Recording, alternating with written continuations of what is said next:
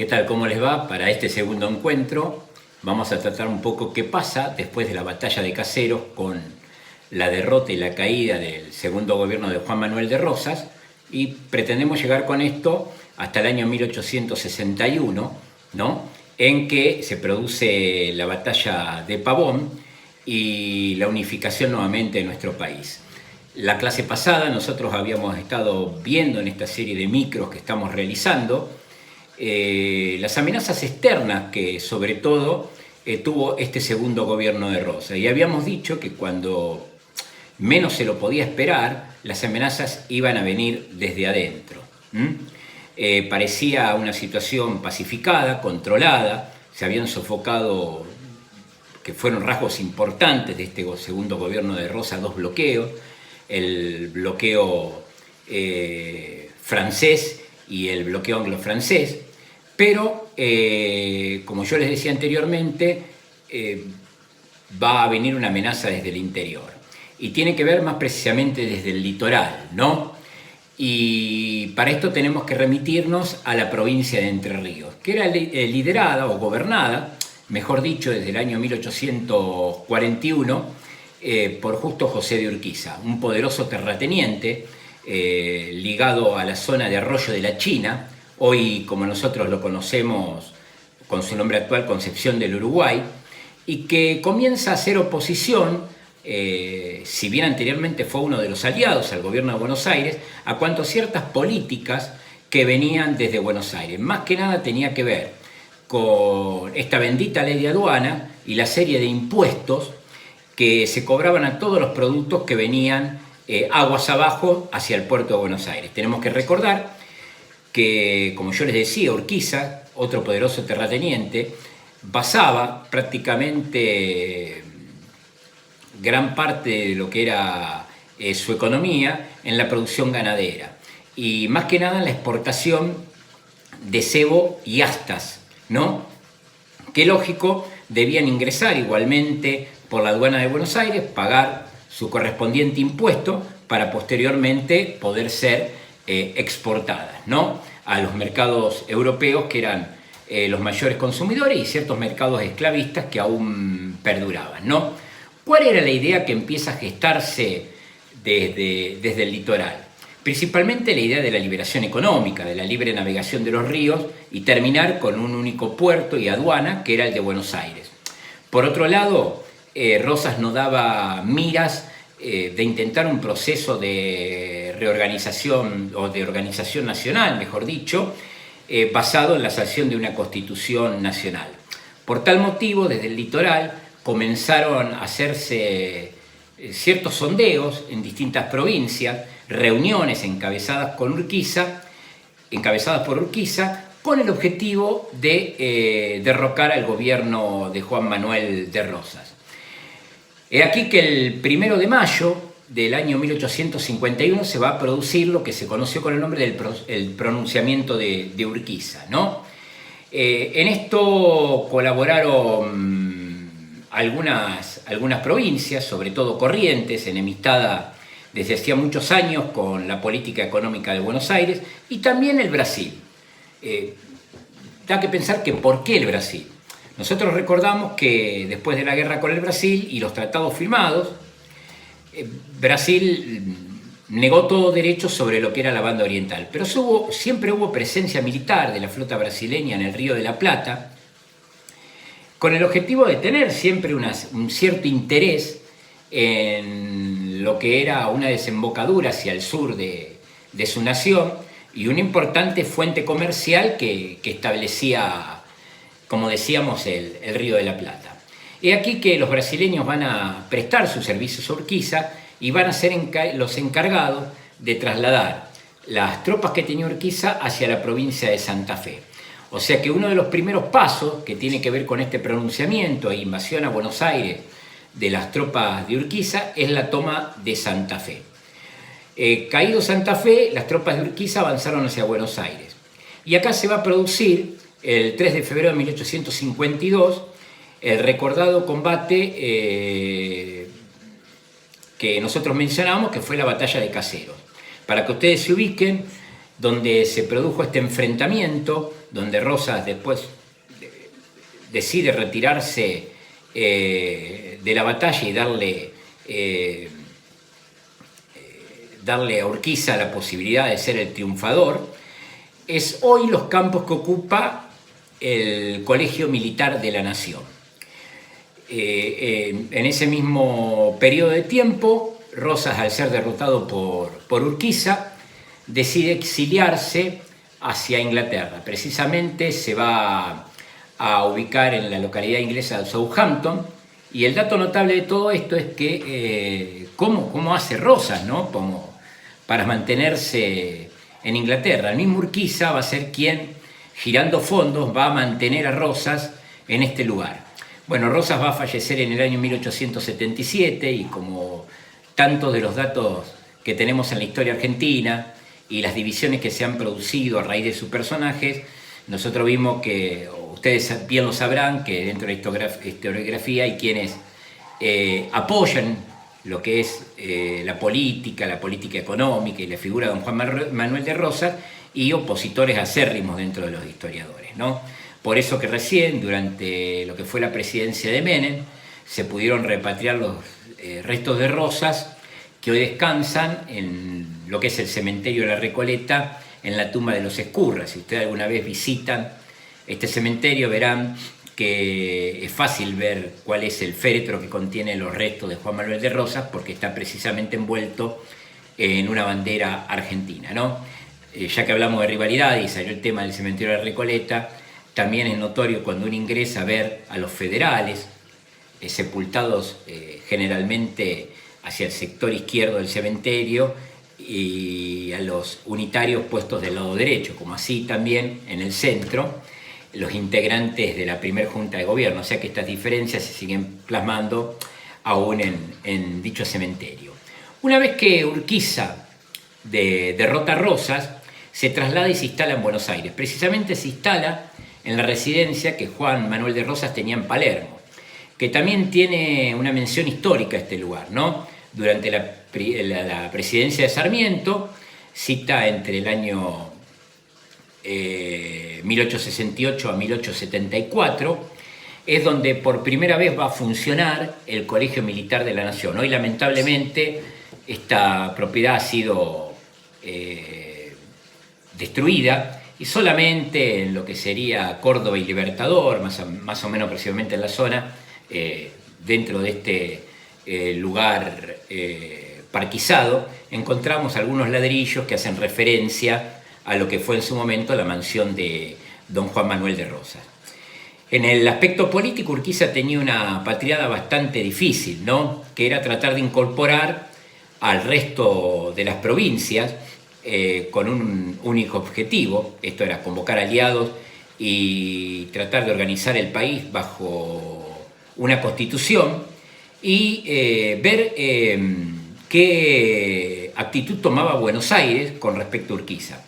Por un lado podemos decir que los viejos unitarios, más que nada en esto nosotros lo vemos en la figura de Valentín Alsina y Bartolomé Mitre, van a ver a Urquiza como la continuidad política de lo que había sido los gobiernos de Juan Manuel de Rosas.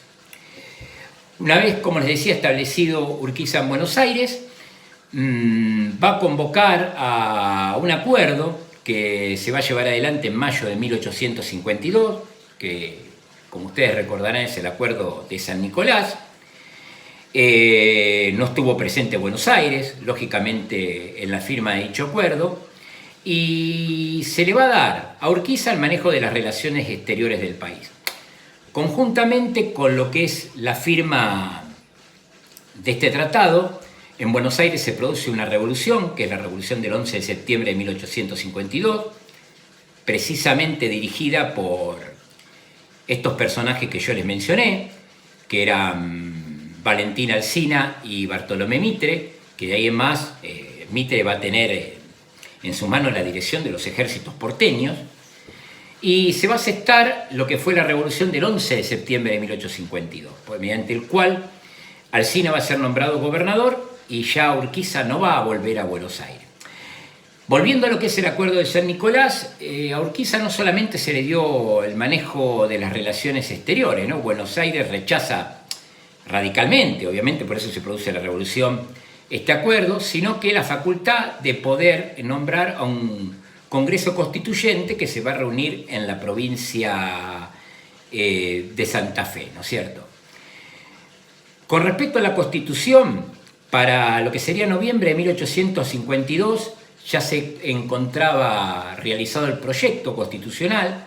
Ustedes me dirán qué se tomó como base para lo que es la redacción de nuestra Constitución Nacional. Obviamente que el modelo obedece a la Constitución moderna, que podríamos decir, y haciendo caso a esto, tenemos que ver la de Estados Unidos. La Constitución de Estados Unidos, que contaba de un preámbulo, una primer parte, que eran declaraciones, derechos y garantías, otra parte que tenía que ver con autoridades de la nación y una última parte delegada a lo que tiene que ver los gobiernos de provincia, ¿no? Como modelo se toma el de Estados Unidos. También hubo algunas obras locales, se tomó en cuenta lo que tiene que ver la obra de Alberdi, Bases y Puntos de Partida para la Organización Política de la República Argentina, y también la obra de algunos tratadistas, si mal no recuerdo, de origen norteamericano, que fueron las obras de Edison y de Jay. El texto completo de la Constitución Nacional fue aprobado para abril de 1853.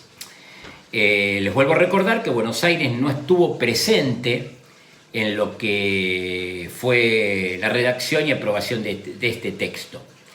Bien, de acá va a surgir nuestro primer presidente constitucional. Yo siempre digo que en cuanto a la elección de los presidentes, Argentina tuvo tres formas de verlos elegidos.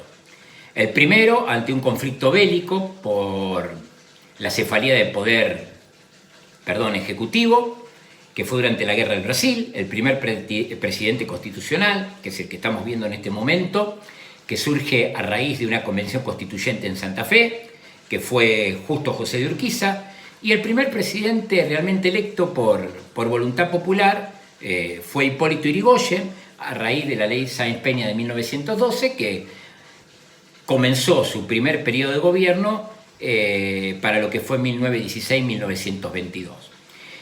Volviendo al tema de Urquiza, les decía, Urquiza fue electo por una convención constituyente de aproximadamente 106 votos. Urquiza obtuvo 94 votos a favor, que lo erigieron como presidente, y como vicepresidente fue electo Salvador María del Carril, que fue quien en segunda instancia obtuvo la mayor cantidad de votos, ¿no? Esto marca una división política de nuestro país. A partir de la sanción de la Constitución, o mejor dicho, a partir de la revolución del 11 de septiembre de 1852, por un lado vamos a tener la Confederación, con capital en Paraná, y por otro lado, el gobierno de Buenos Aires, con la figura del gobernador Alsina. Buenos Aires, para sí misma, también redactó su propia Constitución, ¿no?, en estos momentos. Bueno, ¿cuál era la situación, dejando un poco de lado Buenos Aires, de lo que era el litoral? Bueno, principalmente, y hablando de lo que tiene que ver Entre Ríos para 1853 era una provincia próspera, ¿no?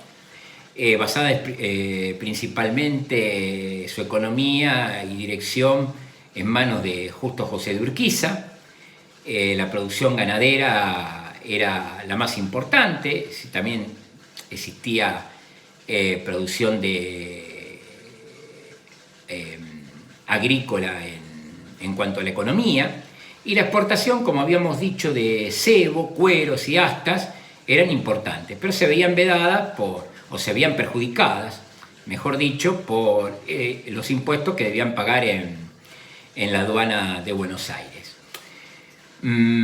Urquiza trató, para quebrar un poco el poder económico de Buenos Aires, de realizar ciertos tratados con naciones como Brasil, Inglaterra y Estados Unidos. Más que nada estos tratados le inyectaron a la Confederación dinero por una cuestión de la falta de infraestructura que tenía la misma, ¿no? Que ahora un poquitito lo vamos a tratar esto. Otro tema era el de fomentar la inmigración, que fue un tema difícil de realizar, ¿no? Fernando Devoto, en su texto que habla sobre las migraciones que se produjeron en Argentina, lo deja muy claro, ¿no? No era fácil venir a un país que hasta antes de la organización constitucional no tenía leyes, o el inmigrante no sabía qué derechos podía tener en el mismo, ¿no? Y también él plantea la existencia de problemas estructurales bastante importantes dentro de la Confederación. Primero tenía que ver con la tierra. ¿Qué acceso podía tener el inmigrante a la tierra? La tierra estaba concentrada, como pasaba en la provincia de Buenos Aires, en muy pocos hacendados poderosos, principalmente la figura de Urquiza en Arroyo de la China, lo que es hoy Concepción del Uruguay. Y nosotros vimos, ustedes verán también el modo de vida que podía tener Urquiza. Seguramente han visitado el Palacio San José, este palacio que era un adelanto, si se puede decir, tecnológico para América en sus momentos, ¿no? Era el único que contaba con aguas corrientes. Urquiza había hecho realizar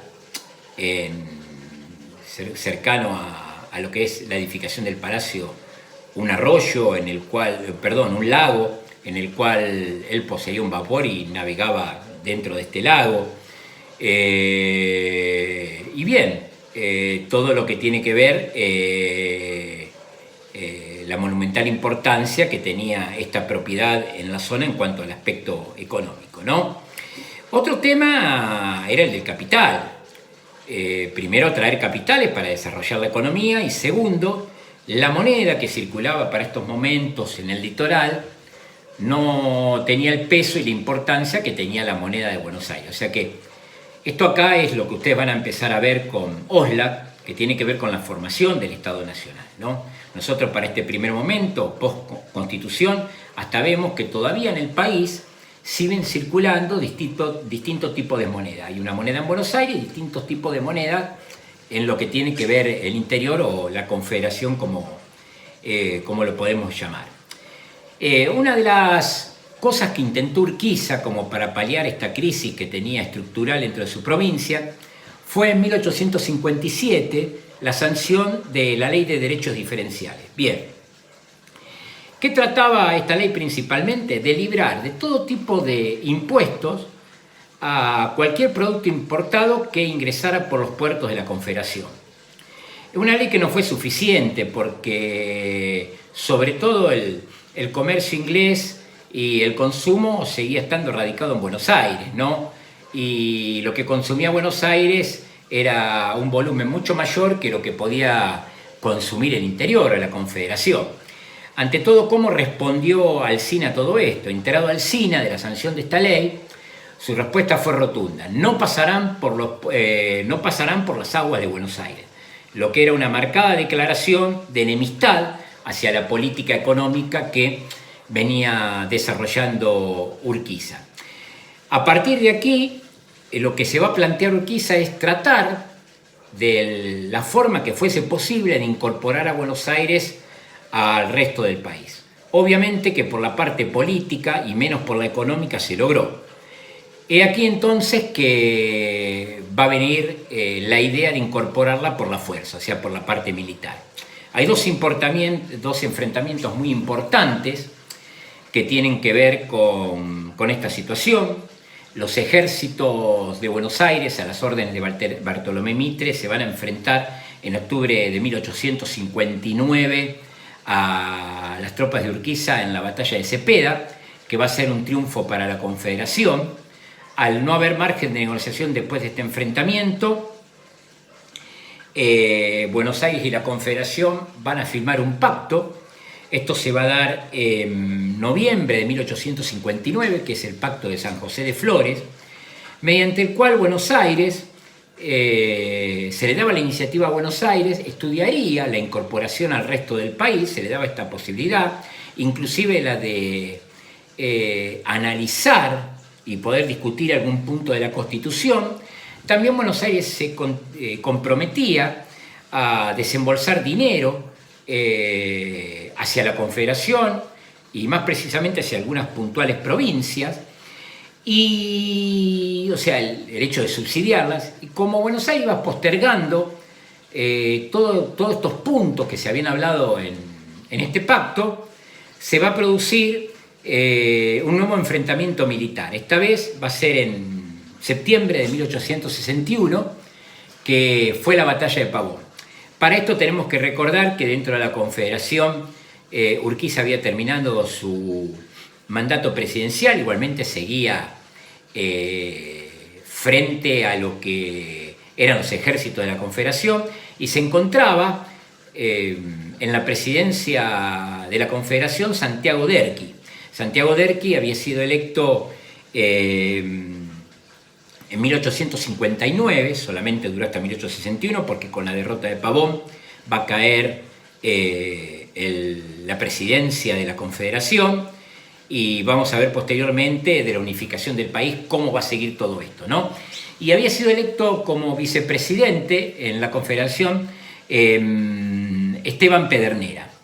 Bien, hasta aquí vemos un poco cuál fue la situación que se plantea desde lo que es Caseros hasta lo que es la batalla de Pavón en 1861. Volviendo un poco más a Urquiza, Urquiza no va a desaparecer después de esta derrota en Pavón. Una batalla muy polémica según los historiadores, porque Urquiza prácticamente tenía resuelto el conflicto frente a las tropas de Buenos Aires, y hay varias versiones, pero en realidad no hay una como para decir por qué Urquiza abandonó el campo de combate y le dio a Buenos Aires la posibilidad de alzarse con este triunfo. Urquiza va a seguir presente en la vida política de nuestro país, ¿no? Por ejemplo, en uno de los episodios que vamos a ver nosotros, en 1865 apoyó al presidente Bartolomé Mitre en la guerra con el Paraguay. Ojo, esto lo vamos a tener que tener muy en cuenta. ¿Por qué les digo? Porque el Interior también proveyó a Justo José de Urquiza de mano militar. Acá tenemos que ver, por ejemplo, dar un ejemplo, la figura de don Ángel Vicente Peñalosa, ¿no? Que va a encontrar su final en toda esta política que va a desarrollar adelante, ya lo veremos, el presidente Sarmiento. Durante su presidencia va a ser asesinado. Este es uno de los puntos que le jugó en contra. El Interior se planteaba cómo dimos apoyo, brindamos armas, hombres, caballos a lo que tiene que ver la causa del Interior contra Buenos Aires, y hoy Urquiza termina aliándose en una guerra contra el Paraguay. Que en el Interior, eso también lo vamos a analizar cuando nosotros veamos esta guerra, el enemigo no era Paraguay, para ellos lo era el Brasil, una guerra que el Interior jamás comprendió por qué Buenos Aires se metió en esta empresa, ¿no? Y también el negocio que tuvo Urquiza con dicha guerra. Hay muchos historiadores que dicen que Urquiza dejó de a pie prácticamente al ejército de la Confederación, o sea que tuvo su negocio vendiendo caballos para el frente de combate que se desarrollaba en Paraguay. Bueno, haciendo hincapié también un poco en la historia local, es importante dentro de la guerra del Paraguay, después lo vamos a volver a mencionar, la figura de los Costa en Campana. Los Costa, más allá del poder económico que poseían, aumentaron mucho sus arcas durante la guerra del Paraguay, exportando desde lo que hoy es nuestra ciudad Campana, ganado en pie para proveer de carne a las tropas que estaban luchando en Paraguay. Y otro hecho que también es importante para tener en cuenta, que es tomado como una traición, va a ser precisamente en el año 1868, Urquiza recibe al presidente Sarmiento en Gualeguaychú. Se hace todo un agasajo como para limar asperezas anteriores que ellos habían tenido. Bueno, como un dato anecdótico a todo esto, en esta celebración, Urquiza conoce a lo que va a ser su esposa, Dolores Costa Brizuela, como a manera de dato, con la cual él tuvo 12 hijos, 11 de este matrimonio, y más los que no reconoció, y uno que tenía reconocido anteriormente, ¿no? Bueno, estos hechos fueron tomados posteriormente como traición, y bueno, como todos sabemos, Urquiza va a terminar asesinado, ¿no? Estos temas yo los adelanté un poquitito, pero es para que nosotros, mejor dicho, lo vamos a ver en clases posteriores. Bueno, hasta aquí he llegado con este breve de hoy. Les digo que se acompañen con todo esto si ustedes gustan, siempre con una historia argentina, en cosas que no he sido muy claro. Estoy abierto a que ustedes me manden las preguntas que puedan tener, como para irlas aclarando. Y es importante, que en algún momento lo vamos a ver, ir ya tomando la lectura de Oxlack sobre la formación del Estado Nacional. Bien, desde aquí me queda mandarles un afectuoso saludo y bueno, esperemos que esto pase pronto y podamos estar en las aulas para poder dar la clase y poder evacuar todas las preguntas que vayan surgiendo. Hasta luego.